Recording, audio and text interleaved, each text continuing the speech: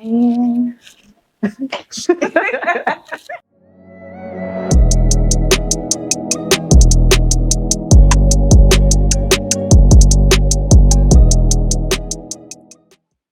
Hello, and welcome back to the Made of Boss podcast, where we discuss mastering mindsets and methods to make more money. In today's episode, we're going to be talking about planning for profits, what that means and what that looks like. Yeah. So before we could talk about planning for profits, we have to address the elephant in the room, sales, right? It seems like it's a cuss word when it comes to our business, even knowing our numbers, right? And I would like to talk about like, well, why? Why are you guys feeling like sales is such a dirty word? Sales is actually kind of sexy. It's what actually brings the flow in. And when you're understanding and mastering sales, which is a lesser thing to your business, then you can have more of it coming. It's kind of like, money. When we talk about money mindsets, money is mental before it's ever manifested, or money is mental before it's ever materialized. Whatever it is before it's here first. So when you I like to look at sales as serving someone. I'm helping somebody get to what they need. If you have a problem, why wouldn't I want to serve and help you, right? And if I'm looking at it from that viewpoint and that perspective, it's never really sales. It's always me being in a space of servitude. I hear a lot of you guys said you love helping people, right? So if the source of something that you love is help, why wouldn't serving and servitude be your thing as you are helping them to solve the problem? The only difference is that you're adding a price tag to it. So I think sometimes it's understanding, and Bree, dive in, like when it comes to the women that we enjoy serving, or even, ourselves, because that wasn't always my perspective. Sales can be scary for some, and we want to make sure that we're addressing that before we deep into profit, because you're not going to profit if you're always in the energy of that. Approaching it with fear, so to speak. Right. If you're approaching it with fear, lack, or you're approaching it with desperate energy. And when you're doing that, you're never going to manifest what you're desiring, because you're already operating in a lack mindset, in a lack space. And they can and they can sense that. Oh, so they sensible. can sense it, they can smell it, and it actually scares. If it would scare me away, like, oh, you don't sound too sure about what you're doing. That right. Sales, you want to look at it in a aspect of serving people, but let's talk about what sales is not.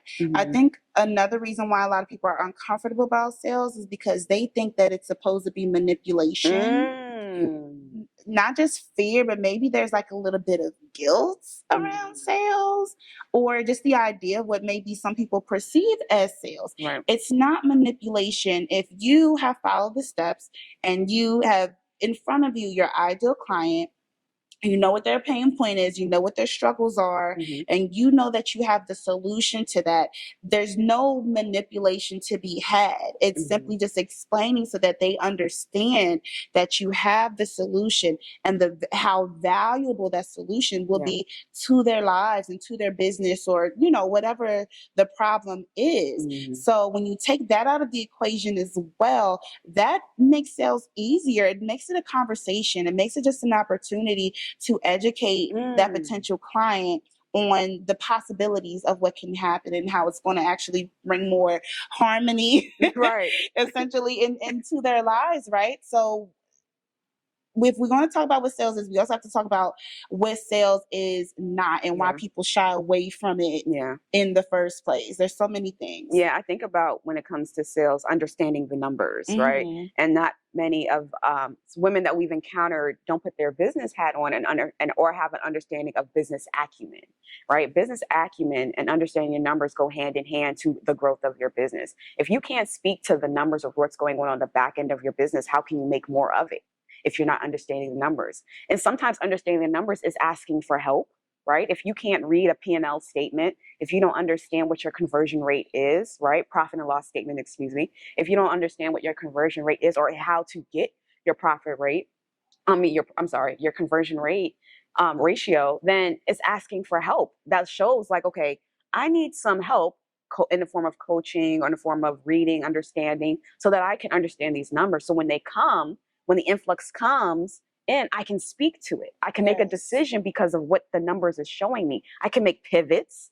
I can keep going. I can stop, because I know why, right? So I think business acumen and understanding numbers is also plays a part in your sales and why the fear or the lack of that you're experiencing because you're not taking time to dive into the business acumen of it, right? So if you don't know how to get your conversion rate or understand when people are hitting your website versus the people that are purchasing, and you don't know what that is, then there's an opportunity for you to get some learning and understanding so you can better be a businesswoman in your business and explain what's going on, And right? not miss out on the opportunity for that money. Yeah. Somewhere in that data is an opportunity to capitalize off of something, whether it be in the form of a pivot, whether it be in the form of, oh, let me just pay a little bit more attention over here. That's an opportunity for more money. Yeah. So as you were speaking to fear earlier, maybe the fear comes from when you're not doing that. I don't know. So I don't know what to do. I don't want to make the wrong decision. Yeah. But like Shai just said, diving into those numbers, and if you're not sure, I mean, we can help you with that. Slide into our DMs. If you're not sure what things to implement so that you can start to collect that data, all the things that Shani could just mention, that therein line may be your problem. So not only are you just holding yourself back, but you could be missing out on some money. Yeah, yeah. And of course you don't know what you don't know, but we all know how to ask. Yes. We all know how to ask. So as you are thinking about that, I want you to make sure that you are writing down what are some things about sales that make you have that pitfall in your stomach or choke in your throat or whatever. What are those things written? Write them down so that you're aware of what they are. And now let's work on getting that done. I remember personally when it comes to numbers, I remember being scared of looking at the bank account. I remember not wanting to look on the back end when things didn't go right. Because I just didn't want to see it. Right. And I don't know if that may be what you're feeling or experiencing. I just didn't want to see it. And seeing it made me feel like I was a failure. So you see how I equated numbers to failure?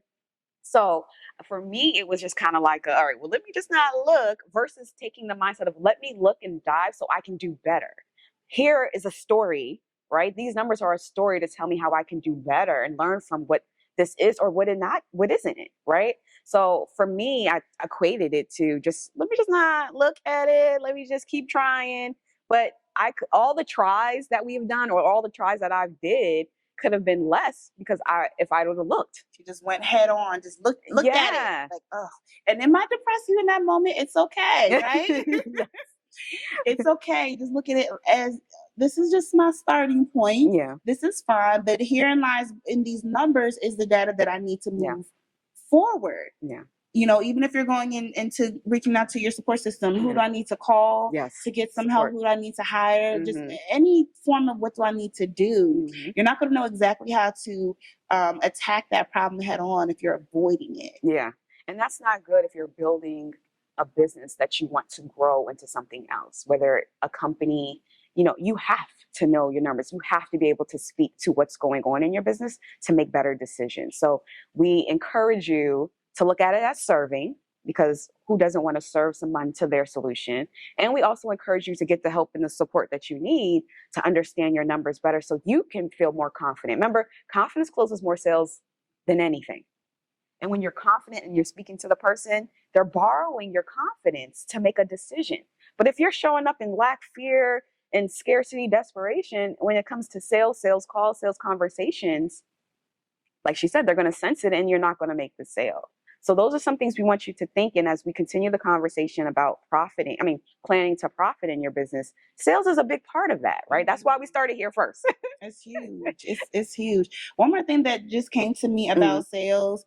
Just even I feel like you'll be more confident about making this sale if you're 100% confident with your offer. A lot of things we talk about just go back to the same essential thing, because that's just what it is, right? Yeah. Your ideal client, the problem, and the offer that you have and stuff. When you're in that desperate energy, like Shai was talking about earlier, maybe you're offering things that may not be your favorite thing to offer. When you're starting to I just need this money. Let me just go ahead and sell this to somebody. But it's not like your ideal thing.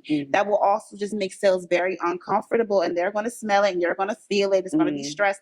And even if they go forward with it, you're not going to be happy with it. Like if you want this to really be a growth with ease sort of situation, just keep it simple, keep it clean. Yeah. Don't deviate too much from the plan unless the data tells you to and it feels right in your spirit. Yeah. Just don't be caught up in that. You know, don't end up whether you get the sale or not. Make sure it's something that makes sense to the business, not just a quick money grab, because that's not going to turn out well either way that the coin is going to flip. Yeah, that's good. Either way, the coin's going to flip. And so going deeper into planning for profit, right? We want to talk, as we talked about sales, a part of sales is backing into the number. I think sometimes we make these price points not thinking about the end goal in mind, or like, you know, the lifestyle you want to live, the value that you're providing. You know, when people pay for your prices, they're not just paying for the service, they're paying for everything you've been through to make it where you are today. So the education, the downfalls, your certifications, everything that you've done to be who you are today to get to that solution faster for that person, they're paying for. So backing into the number, not just pulling a price out of the air. I won't say out of the air.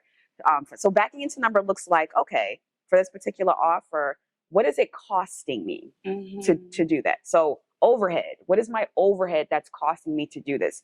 If there's other people playing a part in it, what does it cost me for them to be a part of that price point, right? When you're looking at that, you know, entrepreneurs, excuse me, should be profiting at a minimum of 60% in their business. So on top of all of that, are you adding that into your price point? And then you come up with a formulated number that looks good. The number may scare you, number may excite you, whatever comes up for you, sit with it, right? Sit with it, express gratitude for it. And then now let's back into the number. Backing into the number can look like, you know, for the whole year, focusing on this one main offer, what does that look like? And when you find out what that looks like and what that number is, then you can go forward with it. So I just realized we just kept going on and didn't even take a break. So when we come back, we'll come back and break it down even more. Did you know that the average Black woman business owner only makes $24,000 a year in her business? Doesn't that bother you? Well, it should. Let this be the year that you take your business seriously by getting clear to get paid by the clients who excite you while building a business that serves you financially and defies the statistics. This is your time. If you're experiencing inconsistent cash flow or traction, if you're undercharging or undercutting your brilliance, and the people who need you simply can't find you, along with a few other factors, you're keeping your business from growing. You need to be at the Made Yourself a Boss live event. This is where we'll teach you the structure, strategy, support, and systems you need to make more money consistently in your business. We'll break down everything into 2 parts. Part 1, we'll be covering the vision, the support, and the strategy. And in part 2, we'll be helping you create the plan. This is your pricing, your crafting of your offers, and creating your action plan. By the time you leave, you will be ready to get to the next money-making level. So register today at madeyourselfaboss.com, and we cannot wait to see you there. Well, welcome back. As we took a break, we hope that you took a break too. So let's go back into diving just a tad bit deeper into backing into the number. So that can look like this, focusing on the one offer, by the way. Yes. So write down what you want to make for this year, all right? Write that down. Whatever that number is, I want you to divide it by the offer price that you created. What that number is going to give you is the amount of people that you need to have to make that yearly goal possible for yourself. And when you see that number, you'll be able to know, is that grace and ease or is that hustle and grind? And if you feel like it's hustle and grind, that should help you and push you to charge more so that you can go back into the grace and ease of things. Once you have your number of how many people it's going to take you to get to this number that you have for the year, now it's, well, how many people do I need to get in front of, right, to make this thing possible, right? So what you're going to do now is you need to know your conversion rates. This is why you need to know your numbers. For the example, let's break it down even smaller. In a room of 10 people, if you talk to 10 people, how many people will say yes? So if you said 5, that's a 50% conversion, 4, 43, 30%. And I think you get the point from there, right?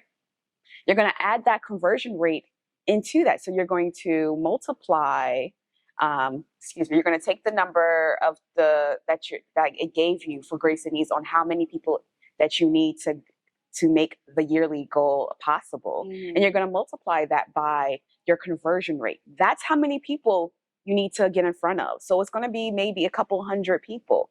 So when you see that, then that's when strategy plays a point.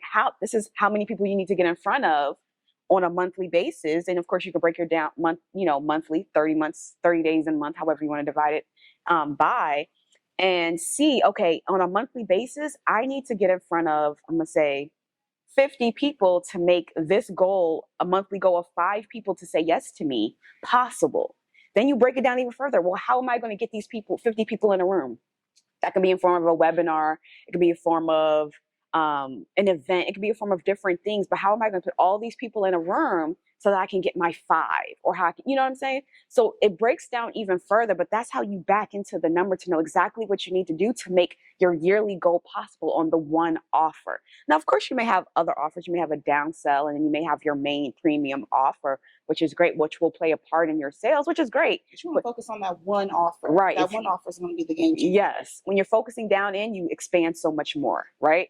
So that's how you back into the number to make it successful for yourself. And we'll make sure we highlight it in the show notes so that what I said is materialized. So, because you might have to rewind and listen again and rewind and listen again. Yes. That's perfectly fine. Write this down. But that is how you back into the number to make it real for yourself, right? We specialize in service-based entrepreneurs, and that's how we back into the number to make things possible for yourself. Any number you want to hit to is possible, but you just need to back into it to make it real for yourself. Well, let me ask you a quick question. Mm-hmm. So they have already put the formulas together, how many people they need to get in front of Mm-hmm.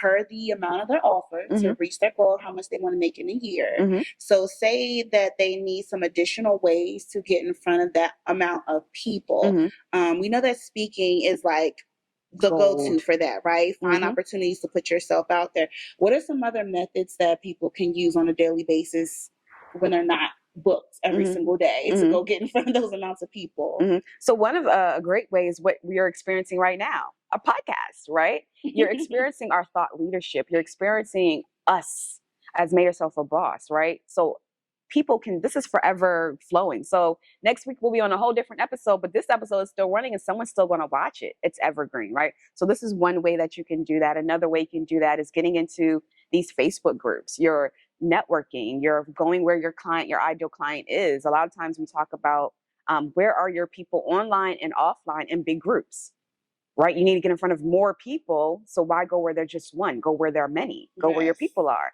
And that's how you can do it. If you're not speaking on stages, if you're not being a podcast guest, have your own, like you're experiencing now. Go where your ideal client is in big groups, right?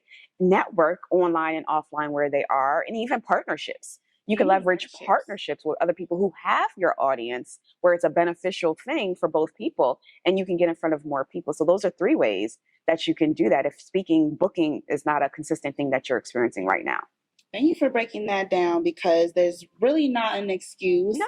And as you can tell, it's all about being innovative. It's all about being creative. If you just you want to get that money, if you want to go on that trip, if you want to do something, you're also going to find those opportunities to be in front of that amount of people. Yeah. And by this point of view, hearing this, you should be just getting like a moment. You might have a moment of fear, but you should also be just having a moment of clarity. Like, wow, there's a number. I know that there's now a goal of people to get in front of, in order for there to be a goal of people who actually show interest, in order for there to be a goal of people who actually sign up. A number changes everything. It's not a guessing game. No. And I want to add in, when it comes to now that you have the sale. So fast forward that we did the work, we had the thing, we have the sale. Now, what do you do with this money? You have to be a good steward of your money. You see how everything goes back to mindset, money mindset, right? You have to be a good steward of your money. When your money comes in, what are the pots that you're putting it in, right? I can speak from at work professionally. We have different pots where it goes in. We have a tithing account. We have a drip account. We have the employee account where people get paid. Hey, you have all these different accounts when the money comes in. It's just not sitting in our personal bank accounts, right? And I hope you are not embezzling in your business. Like, the money that comes in shouldn't be going straight to your personal I hope that's not a thing you're doing. But, and by the way, this disclaimer, we are not financial advisors or analysts. And we don't play one on TV, even though we look good doing it. So definitely please reach out to your financial analyst advisors to make sure that you're getting more breakdowns and guide ways to do so. But when the money is coming in, how are you divvying it out, right? One good resource, when we're not getting paid to say this, but is a great resource that we do professionally and do personally on how when the money comes in is this great book called Profit First. Mike McCalloway. Yes, definitely purchase it on Amazon or all the ways. Actually, we'll have our link in our show notes so that you can purchase it right away. And what it does, it helps you become a better steward of your money when the money comes into your business. What are you doing with it? Because what you want to do is making sure that you are profiting first. Mike McCalloway believes in profiting first and then divvying it up so that your business is flowing. The number one reasons, or the top 5 or the top 3, I want to say, that businesses fails because they don't plan to profit. And when the money comes in, they don't know what to do with it. And they have no flow in their business. There's no cash flow flowing. So when the money comes in, it goes right back out. What this book does, it breaks down how that it's flowing in your business and how you can keep recurring. Now, is it painful at first? Absolutely. Yes. As someone who read the book, I would even say this. I would even challenge them to read the book, or at least start practicing the things into it before they even create that goal of how much they want to make in a year. Okay. Because I'm not going to spoil too much. I do want you to read it, but when you break down like how much is actually going to go into your account, how much you keep, your goal of how much you want to make per year might change. Once you figure out how that money is going to be divvied up. I know for me, once I followed the book, and I'm not going to spoil it. I'm not. Once I followed the directions of the book and figured out how much money I want to be in a certain account for myself, that definitely changed how much money I wanted to make in a year. Because I realized I'm, of course, not keeping all of that for myself. Right. How much do I actually want in my lifestyle for me to live the lifestyle that I want to have? Right. So my goal actually had to be bigger. The way that I had to operate had to be even bigger. So I would even challenge you guys to start practicing some of the methods. Well, write down what we told you, of course, but definitely click on that link. Start practicing some of these methods, and that essential number may even change and even further put things into perspective for you of how important it is for you to reach those goals. You'll have that extra motivation for you to reach those goals, I promise. And what Bree just did was 10x her goal.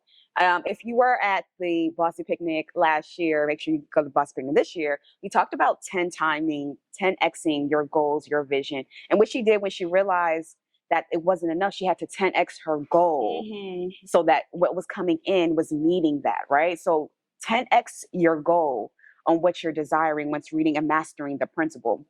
What you'll learn in business and in life, it's mastering principles, right? And this is a great principle that you can master to do this. So don't forget to click the link, get the book, read for understanding, then read for knowledge, then read to implement, because then you're understanding how to put things in perspective for you. And you're learning something new, right? You're forever learning. You're being a student. So do that as well as you're planning for profit. So now that you're a good steward or understanding how to be a good steward of your business, your goals might change. So for example, at work, we no longer set revenue goals. We set tithe goals. That's different. I love that. Right? So how much can I tithe? So if I want to tithe $1 million, then it'll show us how much we really need to be making. If we're focusing on the tithe and the giving and the serving and the foundation of God, right, for us at work, then it makes you 10x. You see how that works? And as you're trying to reach the 10x, you'll reach more than you could when you're just focusing on the basic number. So always think of vision point, think of 10xing, and think of how you're going to stretch your goals as you're doing this and you're planning for profit. All right.